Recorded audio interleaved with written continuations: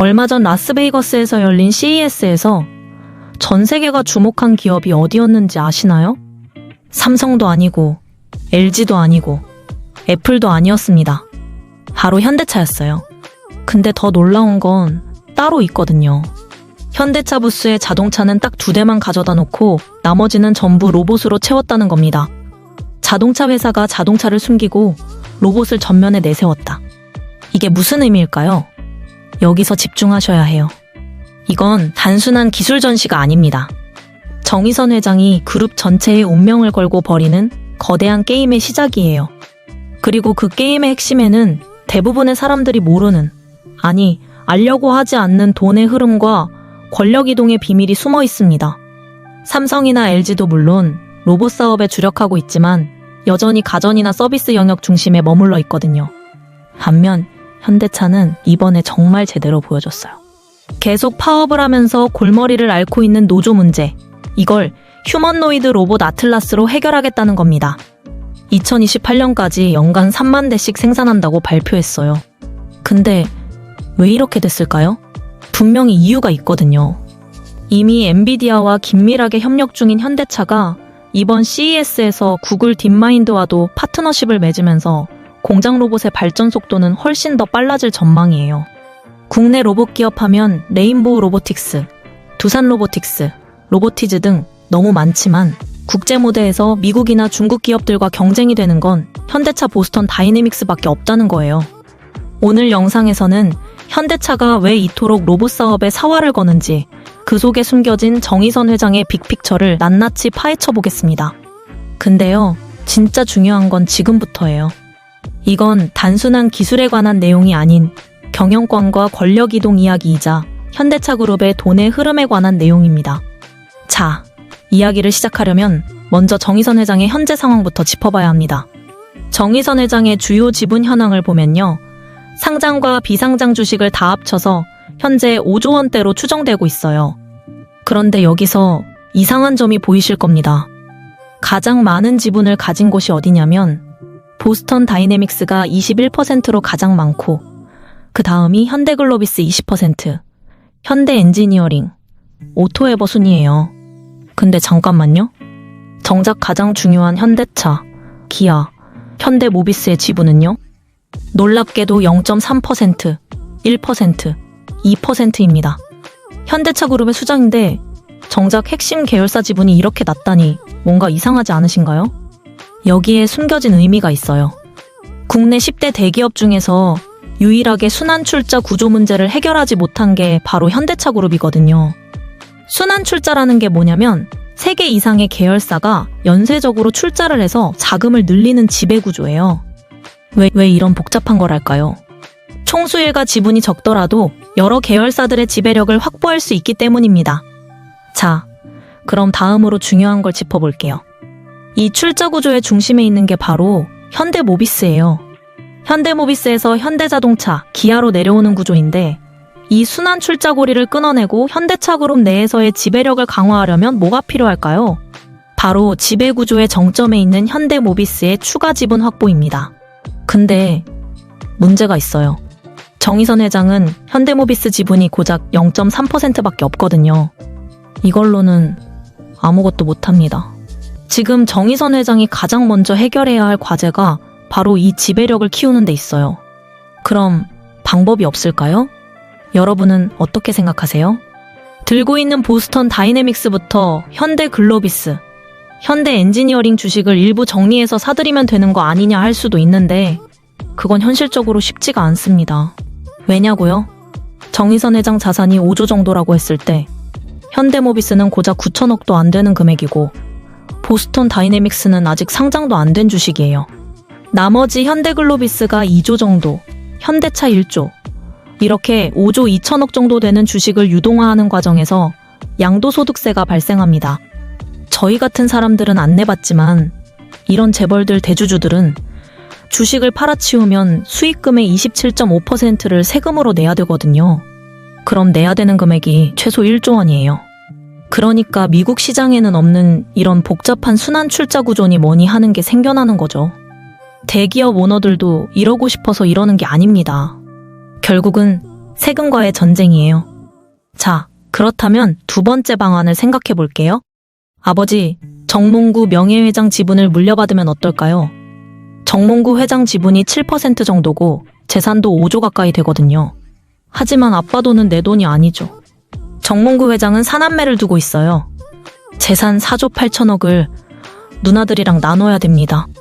정몽구 회장이 너희들은 출가회인이니까 이거 의선이 다 줄 거야 라고 해도 유류분 소송이라고 해서 법적 상속분의 절반은 법원이 보장을 해주거든요. 그렇기 때문에 아버지랑 담합하는 것도 쉽지 않은 거예요. 자, 여기서 반전이 시작돼요. 그래서 구조적으로 20%를 들고 있는 현대글로비스의 주식 가치와 21%로 가장 많은 비중을 차지하고 있는 보스턴 다이내믹스의 미래가 정의선 회장의 운명을 결정짓는 겁니다. 특히나 미국 시장 상장을 앞두고 있는 보스턴 다이내믹스가 가장 중요하다고 할 수 있겠어요. 자, 여기까지 보신 분들은 아마 느끼셨을 겁니다. 영상에서 진짜 중요한 핵심 내용을 들으셔도 가끔 이런 생각 드시지 않나요? 그래서 지금 당장 뭘 봐야 하지? 정보가 조금 더 있으면 좋겠는데 이런 아쉬움 분명히 있으실 거예요. 그래서 준비했습니다. 구독자분들을 위해 실시간 정보방을 운영하고 있습니다. 정보방에서는 완전 무료로 매일 장전 브리핑, 장마감 브리핑을 제공해드리고 있고요. 그날 꼭 체크해야 할 핵심 뉴스, 정책 일정, 실적 발표 체크포인트, 그리고 기관과 외국인 수급 흐름까지 한 장으로 깔끔하게 정리해서 공유하고 있습니다. 단순히 종목 이름만 나열하는 게 아니에요. 왜 지금 이 종목을 봐야 하는지, 어디를 체크해야 하는지, 어느 구간에서 조심해야 하는지까지 모멘텀, 기술적 분석, 수급, 리스크 관점에서 같이 짚어드립니다. 무료로 운영하고 있는 만큼 입장 방법도 간단합니다. 지금 바로 고정 댓글이나 설명란에 있는 링크 클릭하셔서 정보방 입장이라고 남겨주시면 돼요. 바로 입장 가능하십니다. 그리고 여기서 더 중요한 이야기가 있습니다. 2026년 주식시장 어떻게 흘러갈 것 같으세요? 테마가 커지면 커질수록 결국 대장주 한두 종목으로 수급이 압축됩니다. 그리고 한동안 조용히 눌려있던 히든 종목이 수급 한 번에 터지는 구간, 지금부터 계속 나올 수밖에 없어요. 이게 올해만 그런 게 아닙니다. 2024년에도 그랬고 2025년에도 똑같았어요. 매년 반복되는 패턴입니다. 결국 미리 체크해둔 사람만 수익 구간을 가져가는 거예요. 그래서 저는 다음 대장 후보 체크리스트를 따로 정리해서 공유하고 있습니다. 2026년 대장주 히든 종목 자료. 받아보고 싶으신 분들은 히든이라고 남겨주세요. 확인 후 자료 안내해드리겠습니다. 다시 한번 정리해드릴게요. 고정 댓글이나 설명란 링크 클릭하셔서 정보방 입장 원하시면 정보방, 2026년 대장주 히든 종목 자료 원하시면 히든, 이렇게 설명란, 고정 댓글 링크 클릭하셔서 남겨주시면 됩니다. 그럼 지금부터 더 핵심적인 내용 말씀드릴게요. 집중하세요. 이걸 알면 보이는 게 달라집니다. 현재 보스턴 다이내믹스의 제품 라인업은 크게 세 가지로 볼 수 있어요. 앞서 영상으로 보셨던 로봇 게스팟, 인간형 로봇 아틀라스, 그리고 스트레치라고 하는 물류 자동화 전용 로봇이 있습니다. 이 로봇들의 공통적으로 정말 중요한 AI 칩인 엔비디아의 블랙웰이 탑재됐어요. 근데 추가적으로 보완해야 할 부분들이 있거든요. 첫 번째가 로봇 스팟과 스트레치에 들어가는 로봇의 팔입니다. 로봇계도 단순히 정보 수집과 순찰만 하는 게 아니라 단단한 물건 이동 정도는 해줘야 경쟁력이 더 생길 수 있겠죠. 스트레치와 휴머노이드 로봇인 아틀라스에 있어선 말할 필요도 없는 가장 핵심이라고 할 수 있겠습니다. 두 번째는 특히나 로봇 게스팟들을 공장에 투입하는 데 있어서 가장 핵심적인 기술이에요. 바로 로봇의 운영체제입니다. 여러 대의 로봇을 하나의 관제 통합 시스템으로 컨트롤할 수 있는 기술을 확보하는 것이 굉장히 중요해요. 여기서 집중하셔야 해요. 보스턴 다이내믹스 지분 구조 얘기를 조금 더 드려볼게요. 지분 구성을 보시면 우리가 주목해야 할 부분이 20%가량의 소프트뱅크 그룹이에요. 좀 더 보기 쉽게 정리해드리면 가장 많은 지분을 투자한 건 현대차죠. 그룹 차원으로 현대차에 더불어서 현대모비스, 글로비스, 정의선 회장 개인 지분 20%까지 80%나 투자한 구조입니다. 이거는 누가 봐도 명백한 완전 인수의 의지겠죠. 자, 그런데 몇 달 전에 중요한 이슈가 있었어요. 보스턴 다이내믹스가 미국 주식 시장 상장이 연기됐거든요. 근데 이게 실패한 게 아니라 현대차가 일부러 상반기 IPO 신청서를 안 내면서 상장을 의도적으로 연기시킨 거예요. 이유가 뭘까요? 굉장히 명확합니다. 이때만 해도 본격적인 매출이 나오기 전이라 2024년 실적을 보면 4,400억 원의 적자예요. 그리고 올해 1분기만 해도 1,200억 원의 손실이 있었는데 이런 규모의 적자는 IPO 준비 단계에서 굉장히 큰 리스크 요인이거든요. 상장 이후에도 그간의 손실을 언제 회복할 수 있을지 이런 전망이 불투명하다면 투자자들이 외면할 가능성이 크죠. 보스턴 다이내믹스에 그룹의 운명이 걸려있는 상황이라 조금 더 확실하게 하고 싶은 겁니다. 자, 그런데 이번 보스턴의 상장 이슈에 있어서 화두가 된 게 바로 이 부분이에요. 소프트뱅크의 풋옵션 리스크입니다. 풋옵션이라는 게 뭘까요? 특정한 가격에 특정한 시점에 있어서 상대방한테 강제로 주식을 팔 수 있는 권리예요. 콜옵션의 반대인데 특정 시점에 내가 원하면 너한테 무조건 이 가격에 이걸 팔 수 있어 라고 하는 강제성이 있는 일종의 매도 청구권입니다. 즉 소프트뱅크는 보스턴 다이내믹스가 올해 상장을 안 하면 남은 20%가량의 주식을 현대차한테 팔 수 있는 풋옵션이라는 권리를 가지고 있었어요. 현대차가 보스턴 다이내믹스를 2021년에 인수했고 4년 이내에 상장을 실패하면 지분을 강제 매도할 수 있는 거죠. 그럼 어떻게 됐을까요? 현대차는 보스턴을 상장시키는 대신에 적자를 탈출시키겠다는 승부수를 띄웠습니다. 그래서 소프트뱅크는 현대차에 내 지분을 사줘라고 요구할 수 있는 상황이 됐다는 건데요. 그 예상 인수 자금이 대략 2,900억 정도로 추정이 되고 있어요. 그럼 현대차 입장에서는 어떨까요? 저도 처음엔 이게 위기라고 생각했어요. 근데 다시 보니까 정의선 회장 입장에서는 오히려 기회인 거예요. 지금 상황 오히려 좋다라고 생각할 겁니다. 이 기회에 보스턴 다이내믹스를 완전히 100% 우리 자회사로 만들어버리겠다는 거죠. 보스턴 다이내믹스가 상장을 못해서 소프트뱅크가 지분을 팔 수 있게 됐고 리스크 해지 차원에서 보수적인 손정혜 회장은 미리 팔아서 손해는 안 보려고 할 거예요. 그에 따라서 현대차가 로봇 사업에 더 적극적으로 투자할 수 있는 절호의 찬스가 온 겁니다. 이제 큰 그림이 보이시죠? 앞서 말씀드렸다시피 보스턴 다이내믹스를 통한 목적은 결국에는 지배구조의 개편에 있다고 했습니다. 현대모비스를 사들일 수 있는 총알을 확보하는 게 목적이거든요. 현대모비스를 장악하면 그 수직 아래에 있는 현대차와 기아도 지배가 가능해지는데 모비스를 사들이는 데 필요한 규모가 대략 6조 원 정도라고 해요. 그럼 이 6조 원을 확보하는 데 구체적으로 어떤 플랜이 필요할까요? 지금 말씀드리는 이 부분 꼭 기억하세요. 현 시점에서 6조 원 수준의 현금을 조달할 현실적인 방법은 지금 돈을 엄청나게 꽂아놓은 지분 80%의 보스턴 다이내믹스를 상장시키는 겁니다. 보스턴 다이내믹스의 기업 가치를 최대한 끌어올려서 IPO 또는 지분 매각으로 수익 실현을 한 다음에 이 자금을 기반으로 현대모비스의 지분 확보가 핵심 전략이라는 거예요. 지분의 30에서 40% 정도를 매각하는 게 현실적인 수치가 되겠고 이 자금을 통해서 풋옵션 대략 이 900억 정도의 부담을 해소하면서 나머지는 지분 확대의 총알로 쓸 수가 있다는 겁니다. 이렇게 자금을 확보한 다음에는요. 보스턴 다이내믹스 주식 판돈으로만은 모자라요. 그래서 현대글로비스 지분도 활용해야 되는데 현대모비스에서 AS랑 모듈 사업부를 분할한 다음에 이걸 현대글로비스와 합병시키는 겁니다. 그럼 결과적으로 현대글로비스의 기업 가치가 부풀려지는 이펙트가 나오겠죠. 근데 글로비스는 정의선 회장 지분이 무려 23%나 엄청나게 들고 있어요. 그래서 현대모비스의 사업부를 분할해서 현대글로비스와 인수합병시켜서 글로비스의 기업 가치를 펌핑시킨 걸로 현대모비스 지분을 다시 사들이는 거예요. 글로비스를 활용해 모비스 지분을 살 수 있는 교환가치 창출이 가능해지는 건데요. 이 글로비스 지분을 담보로 잡거나 매각을 해서 또는 모비스와 글로비스 간의 지분 수합 방식을 활용해서 모비스의 지분을 늘리고요. 상장 차익 그리고 주가 상승분을 통해 모비스 지분을 쓸어 담는 겁니다. 결과적으로 어떻게 되느냐? 현대 모비스를 장악하면 그 수직 아래에 있는 현대차와 기아도 지배가 가능해지는 거예요. 이게 정의선 회장의 보스턴 다이내믹스를 통한 빅픽처, 큰 그림입니다. 근데 여기서 끝나지 않아요. 보스턴 다이내믹스를 상장시키는 순간 이제 뒤가 없어집니다. 현대차는 휴머노이드 로봇 사업을 무조건 성공시켜야 해요.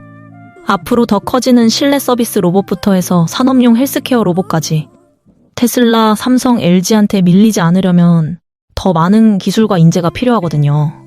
그에 따라 삼성이 레인보우 로보틱스에 투자하고 LG가 로보티즈에 투자했듯 현대차가 기술 확보를 위해 투자 또는 완전 인수까지 할 기업들이 있어요. 이 부분 놓치시면 안 됩니다. 먼저 로봇팔 기술을 보유한 기업을 살펴볼게요. 첫 번째는 바로 뉴로메카입니다. 뉴로메카는 단순히 산업용 로봇, 협동 로봇만 만드는 기업을 넘어서서 최근 휴머노이드 로봇의 움직임에 있어 가장 중요한 부품이죠. 이 액추에이터를 자체 개발에 성공했어요. 초경량 하모닉 타입의 액추에이터를 공급하면서 보스턴 다이내믹스의 핵심 부품 공급 유력주로 떠오르고 있는데요. 가능성이 굉장히 높습니다. 먼저 형제 기업인 HD 현대중공업의 조선 용접 로봇 공급 계약을 맺었어요. 지난 행사에서 뉴로메카가 조선업 용접 로봇 기술을 선보였는데 김민석 총리도 관심을 가졌거든요. 또 HD현대 3호기에 용접 로봇을 공급했는데 현대 계열의 생산 라인 안으로 이미 진입이 돼 있는 상태예요. 또 가장 최근 이슈인 휴머노이드 전용 액추에이터 개발에 성공하면서 액추에이터라는 게 로봇의 관절에 해당하는 핵심 부품이라서 보스턴 다이내믹스의 아틀라스와 같은 인간형 로봇에는 필수적인 기술이에요. 이런 로봇계에도 뉴로메카의 로봇팔 기술을 적용할 수가 있고 물류자동화 로봇인 스트레치에도 도입해서 성능을 업그레이드 시킬 수가 있습니다. 뉴로메카가 보유하고 있는 정밀 제어 기술과 하모닉 감속기 기술은 국내에서 보스턴 다이내믹스가 찾을 수 있는 몇 안 되는 대체 공급처예요. 견줄 수 있는 기업이라고 해봤자 로보티즈 정도가 될 텐데요. 로보티즈는 이미 LG전자에 투자가 들어갔죠. 시가총액도 지금 3조가 다 돼 가서 현재 정의선 회장 입장에서 노리기는 현실적으로 매우 어렵습니다. 그에 반해 시가총액이 3천억 원대인 뉴로메카는 HD 현대와의 거래로 이미 시장에서 증명도 돼 있고요. 자체 제어와 국산 모션, 소프트웨어까지 풀스택으로 보유한 아주 국내에서는 희귀한 로봇 기업이에요. 자, 그럼 다음으로 넘어가 볼게요. 두 번째는 클로봇입니다. 클로봇은 로봇을 직접 만드는 회사는 아니에요. 로봇을 움직이게 만드는 시스템과 두뇌, 바로 로봇 관제 플랫폼을 만드는 기업이죠. 여러분들이 사용하시는 갤럭시 스마트폰은 삼성이 만들지만 운영체제는 구글의 안드로이드가 탑재되잖아요. 그 안드로이드를 만드는 구글 같은 역할을 하는 게 휴머노이드 로봇 시장에서의 클로봇의 포지션입니다. 클로봇은 현대차 그룹의 로봇 통합 관제 플랫폼 개발사로 로봇 수십 대를 동시에 제어하고 또 학습까지 시킬 수 있는 AI 클라우드 로봇 시스템을 제공해요.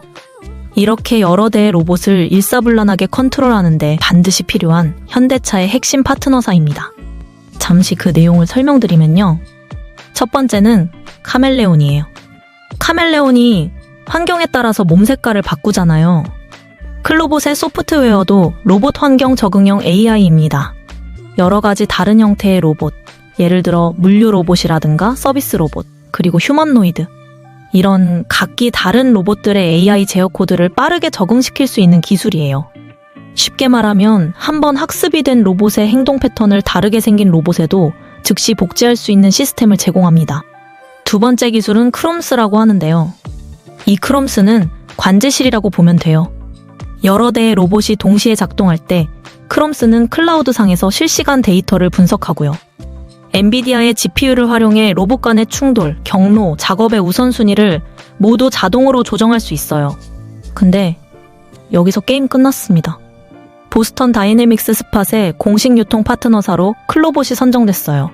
이게 정말 큰 내용인데 클로봇이 단순히 현대차 계열 협력사 수준이 아니라 글로벌 로봇 브랜드의 공식 파트너로 격상된 거예요. 앞으로 보스턴 다이내믹스 로봇들의 클로봇의 제품들이 기본적으로 깔릴 수 있다는 겁니다.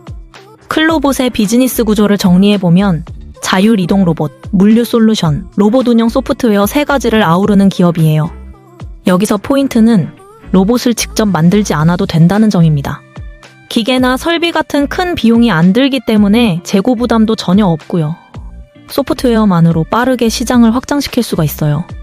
이게 원가의 절감과 높은 마진율로 이어질 수 있겠죠. 끝까지 보셔야 전체 그림이 완성돼요.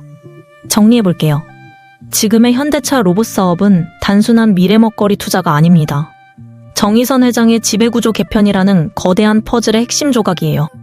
보스턴 다이내믹스 상장을 통해 자금을 확보하고 그 자금으로 현대모비스 지분을 사들여 현대차 그룹 전체의 지배력을 강화하겠다는 빅픽처인 거죠.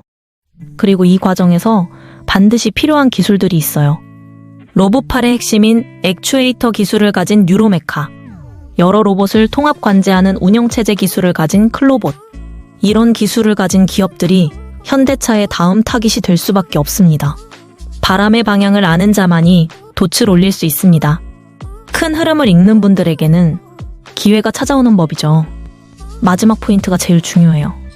국내 로봇 기업 하면 레인보우 로보틱스, 두산 로보틱스, 로보티즈 등 많지만 국제 무대에서 미국과 중국 기업들과 경쟁이 되는 건 현대차 보스턴 다이내믹스밖에 없어요.